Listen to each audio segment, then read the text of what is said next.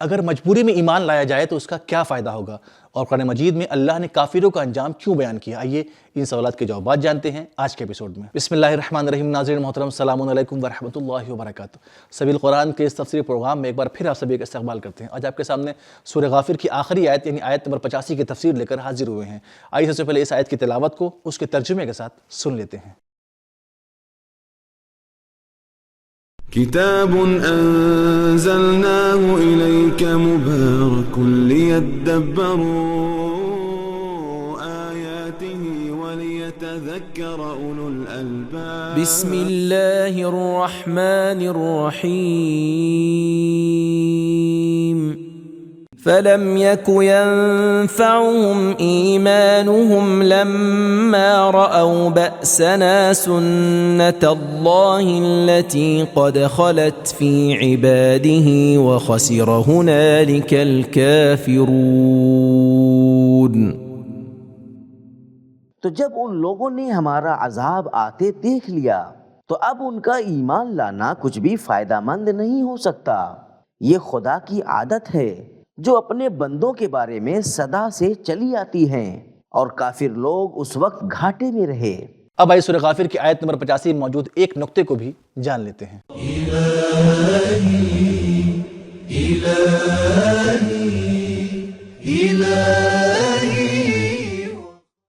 نقطہ: متوکل عباسی کے زمانے میں ایک نصرانی مرد نے مسلمان عورت کے ساتھ زنا کیا، اور جیسے ہی حد جاری کرنے کا وقت آیا تو وہ آدمی مسلمان ہو گیا۔ یحییٰ بن اقسم نے کہا، اس کے ایمان نے مشکل کو حل کر دیا ہے، اب اس پر حد جاری کرنے کی ضرورت نہیں ہے۔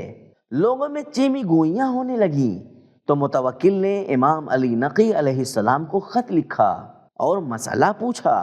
امام علیہ السلام نے فرمایا، یضرب حتی یموت، اگر کوئی کافر مرد مسلمان عورت کے ساتھ زنا کر لے تو اس کی سزا قتل ہے۔ عالموں نے امام علیہ السلام کے جواب پر اشکال کیا اور کہا، قرآن مجید اور سنت میں ایسا کوئی فتویٰ موجود نہیں ہے۔ یہ سن کر متوکل نے پھر امام علیہ السلام کو خط لکھا اور دلیل مانگی، تو امام علیہ السلام نے دلیل کے طور پر یہ آیت تحریر فرمائی، فَلَمَّا رَأَوْا بَأْسَنَا قَالُوا آمَنَّا بِاللَّهِ فَلَمْ يَكُ يَنْفَعُهُمْ إِيمَانُهُمْ، کیونکہ وہ نصرانی مرد سزا کے وقت ایمان لایا ہے، لہٰذا اس کے ایمان کا کوئی فائدہ نہیں ہے اور حد بھی ساقط نہیں ہوگی۔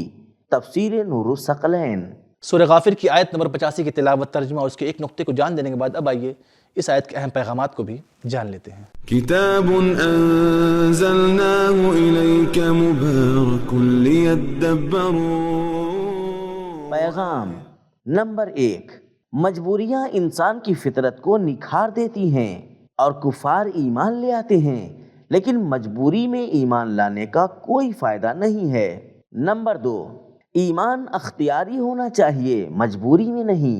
نمبر 3، کافروں کے انجام کو بیان کرنا آئندہ آنے والوں کے لیے عبرت ہے۔ نمبر 4، اللہ کا اجر و ثواب اور اس کی سزائیں قانون کی بنا پر ہیں۔ نمبر 5، مجبوری کے ایمان کا کارآمد نہ ہونا اللہ کی سنت میں سے ایک ہے، سنت اللہ التی، اللہ کی سنت تمام لوگوں اور ہر ایک سماج میں ایک ہی جیسی ہے۔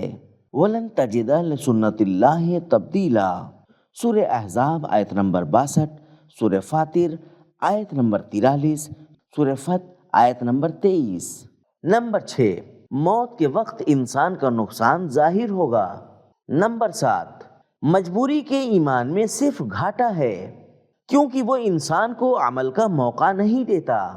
نمبر 8، 7 آیتوں پہلے ہم نے پڑھا کہ خسر ہنالک المبطلون، اور یہاں ہم پڑھتے ہیں خسر ہنالک الکافرون، جس سے معلوم ہوتا ہے کہ کفار اہل باطل ہیں اور اہل باطل کفار۔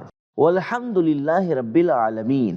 تو ناظرین، ہم نے جانا کہ مجبوری میں ایمان لانے کا کوئی فائدہ نہیں ہوگا، اور قرآن کریم میں اللہ نے کافروں کا انجام اس لیے بیان کیا تاکہ آئندہ آنے والوں کے لیے عبرت ہو۔ تو ناظرین، یہیں پہ سورہ غافر کی تفسیر کا اختتام ہوتا ہے۔ جلد حاضر ہوں گے ایک نئی سورہ کی تفسیر کے ساتھ، تب تک کے لیے خدا حافظ۔ سبیل قرآن، قرآنی سماج کی پہچان۔